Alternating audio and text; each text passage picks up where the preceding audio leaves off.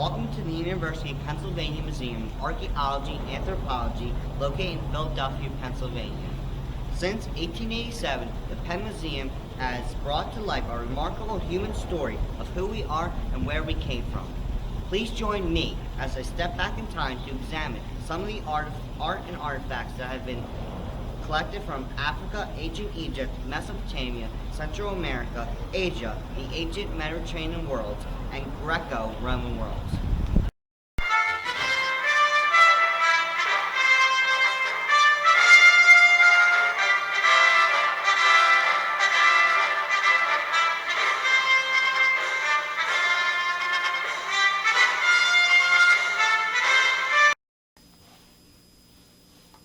The first artifact I chose was the Sphinx in the Egyptian gallery. It dates back to the 9th dynasty, about 1285 to 1185 BCE. It's made from a solid piece of red granite that weighs over 15 tons. It arrived to the museum in October 1913. It is 3,000 years old, and it is the third largest in the world. It has the writings of the famous pharaoh Ramses II, who ruled in 1200 BCE. An interesting fact is that it is the second largest Egyptian monument ever to come to America. To get here, it traveled over 6,000 miles from Memphis, the ancient capital city of Egypt. I was very surprised that the museum had this artifact. I was not expecting to see it. The second artifact I chose was a fragment from the Gospel of St. Matthew, which was located in a special exhibition called Sacred Writings, Extraordinary Texts of the Biblical World. This historical fragment is part of the book that dates back to the 3rd century CE. The type of paper which made up this book is called papyrus. This fragment is one of the oldest in the world from St. Matthew's Gospel. The writing is in Greek and details a lineage or ancestry of Jesus, then describes how Mary became with child by the Holy Spirit. The Penn Museum curators ran this limited time exhibition in honor of the visit to Philadelphia by Pope Francis, as it is considered one of Penn's rarest artifacts from their collection. I was amazed to see such a fragile and delicate artifact and wondered how it was able to withstand the test of time, considering it was only paper. Because if things are not properly treated and preserved, they generally do not last. The third artifact that I found was a black lacquer portable shrine located in the Japan Gallery and was dated back as far as the 18th and 19th century. The shrine is made out of lacquer, wood, brass, and gilding. On the outside of the shrine is covered with brass trimmings, while the interior of the shrine contains a painted wooden cannon seated on an elaborate gold painting lotus throne. In Buddhism, portable shrines were made so that devout travelers with nowhere to worship could carry their shrines with them. The shrines were two-piece and could be shut together to preserve artwork. During Japanese festivals, groups of people carrying portable shrines through the streets or up hills to major shrines. I was very surprised that it was not smaller. It looks very heavy and hard to carry today. The fourth artifact that I chose was the mummy Tanwa, located in the Egyptian gallery, and she dates back to the 305 to 330 BCE. Her mummy is surrounded by linens. It has been in the Penn collection since 1898. Based on a CT scan done in 2009, she was around 5 when she died.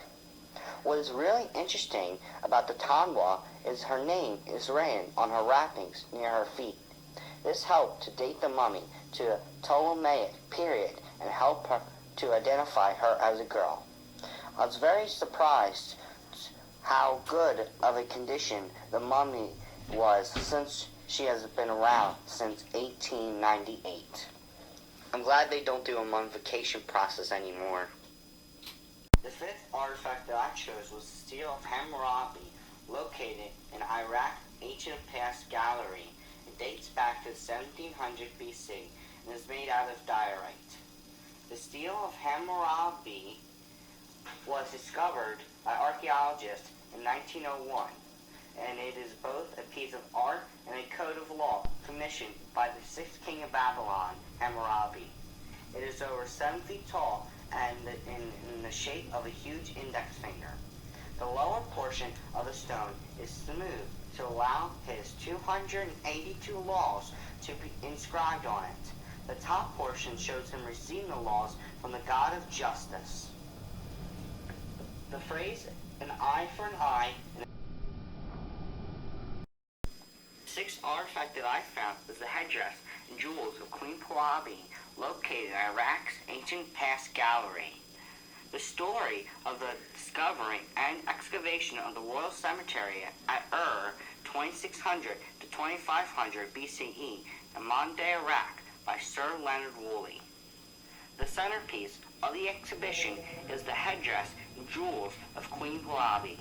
Dating to some 4,500 years ago, her elaborate jewels included earrings, wreaths, rings, a comb, and a hair ribbon made of precious materials, as well as 86 individual strings of more than 1,600 magnificent beads. During Queen Poole's era, most women cylinder seals read "Wife of blank." The fact that there was no mention of Queen Poole's husband tells us that she may have been a queen in her own right. When I went to the museum, I saw all her beautiful and elaborate colors. In today's world, women of wealth and royalty also wear elaborate jewels, such as Poole did.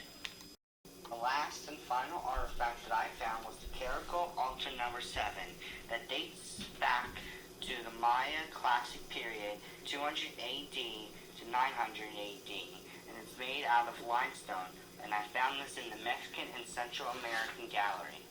Altar number 7 was created by the Maya civilization. This large circular stone altar was carved with figures and hieroglyphic text. In 1938, the site was found, but it wasn't until 1950 to 1953 that the University of Pennsylvania focused on documenting the monument. I can imagine that this altar was used in the same way we use a table today. Next is my interview with an employee of the museum that I would like to share with you. I'm Matthew. I'm here at the Penn Museum, and I'm interviewing someone. What is your name? What do you study? Well, I just finished my degree in conservation, so I'm one of the project conservators here. Do you work here or are you part-time? I have a full-time 1-year fellowship. Okay. What projects are you currently working on? So I am the A.G. Leventis project conservator for the Lapithos survey project. Okay. What does that mean? It means that I am responsible for surveying and treating objects from the Penn Museum excavations from Lapithos in Cyprus. They were excavated in the 30s. Okay. And do you like to work here? Do you not like to work here? Do you work somewhere else?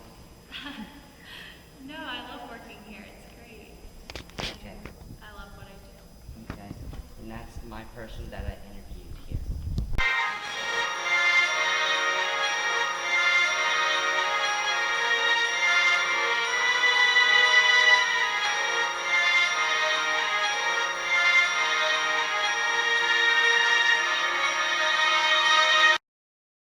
In conclusion, since 1887, the Penn Museum has been in existence. That is more than 125 years ago. It has sponsored more than 300 worldwide expeditions and now has collected over 1 million objects from around the world. I am really glad I had the opportunity to visit this museum. Not only did their museum have so many artifacts to look at, but the outside area around the museum was very beautiful. The gardens and the koi pond were very relaxing and peaceful. The museum was different than I thought it would be. I thought it would have been small because it was part of a college, but it was quite the opposite. It was big, but not too big. I'm not sure I even saw everything. The size of the Sphinx surprised me.